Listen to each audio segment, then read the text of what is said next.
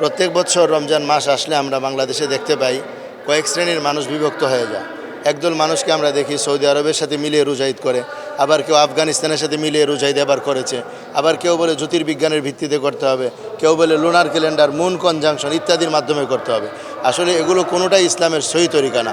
ইসলামের সহি তরিকা হচ্ছে নবীজি ইরশাদ করেছেন, চাঁদ দেখে রোজা রাখো, চাঁদ দেখে রোজা ছাড়ো, যদি চাঁদ না দেখা যায় মাস 30 দিনে পোড়া করো। এটা হচ্ছে ইসলামের মূল ভিত্তি। এটার উপরেই 1400 বছরের মুসলমানগণ চলে আসছেন। এটাই ইসলামের মূল বিধান। কিন্তু দেখা যাচ্ছে এই যে লোকটা নতুন একটা মত সৃষ্টি করে, তারা মানুষের মাঝে বিভ্রান্তি সৃষ্টি করছে। তারা আমাদেরকে বলতে চাচ্ছে যে তারা বিজ্ঞানের দোহাই দিয়ে তারা বলতে চাচ্ছে যে আসলে এখন আমরা গ্লোবাল ঈদ করব, সারা বিশ্বে একসাথে ঈদ করব। সাহাবাই কেরাম থেকে নিয়ে আজ পর্যন্ত 1400 বছর যাবৎ কোনোদিন এটা হয় নাই, ভবিষ্যতেও হবে না। কারণ হলো এমন কিছু সমস্যার সম্মুখীন আমরা হয়ে যাচ্ছি যার সমাধান নাই।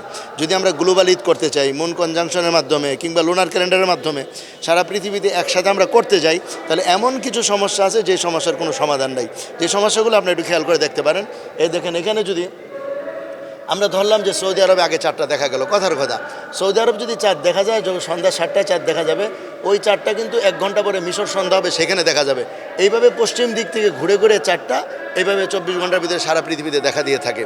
চাঁদ কিন্তু পেছনে আসে না, সূর্য চন্দ্র কোনোটা পেছনে আসে না, বরং সামনের দিকে আসে।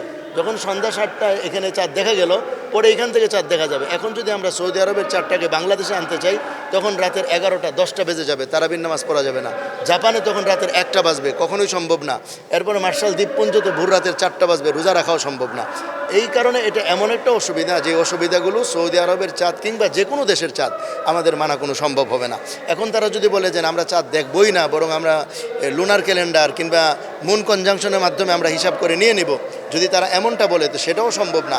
কারণ লুনার ক্যালেন্ডার আর মুন কনজাংশনের মাধ্যমে শুধুমাত্র চাঁদ কখন জন্ম হবে বা চাঁদ কখন এই অমাবস্যার পরে চাঁদ দেখা যাবে সেটা বলা যেতে পারে, উঠবে দেখা যাবে সেটাও বলা যায় না, বরং জন্মটা বলা যায়।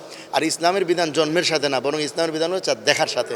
সুতরাং তারা, আমরা মনে করি তারা চাঁদ দেখার বিধানকে বাদ দিয়ে, সরাসরি কোরআন হাদিসের ব্যাখ্যা বিশ্লেষণকে বাদ দিয়ে তারা চলে গেছে একেবারে একটা মন গড়া কথার মধ্যে, যেখানে কিছু উলামায়ে কেরাম বলছেন কথা, কিন্তু কোনো উলামায়ে কেরাম এই জিনিসটাকে এখন এটাকে মেনে নিচ্ছেন না। সবার এক কথাই, পূর্ববর্তী লোকেরাও বলেছিলেন চাঁদ দেখে রোজা ঈদ করা এবং চাঁদের সংবাদ পাইলে সেটা মানা। কিন্তু বর্তমানে পৃথিবীর এই বিশালতার কারণে সারা পৃথিবীর চাঁদের সংবাদ মেনে নিতে গেলে যে সমস্যা হয়, সেটার সমাধান তারা কেউ দিতে পারবেন না, দেওয়াও সম্ভব না। যার কারণে আমাদের এই বিষয়টা, যেহেতু একটা বিভ্রান্তি দেশের মধ্যে, এই বিভ্রান্তি থেকে মানুষদেরকে বোঝানোর জন্য, সঠিক বিষয়টা শোনানোর জন্য আলহামদুলিল্লাহ বাইতুল মোকাররমের খতিব সাহেব সহ উলামায়ে কেরামের এই বিশাল মজমা, এখান থেকে আমরা সারা দেশবাসীর কাছে মেসেজ পৌঁছাতে চাই যে রোজা ঈদ চাঁদ দেখার উপরেই নির্ভরশীল।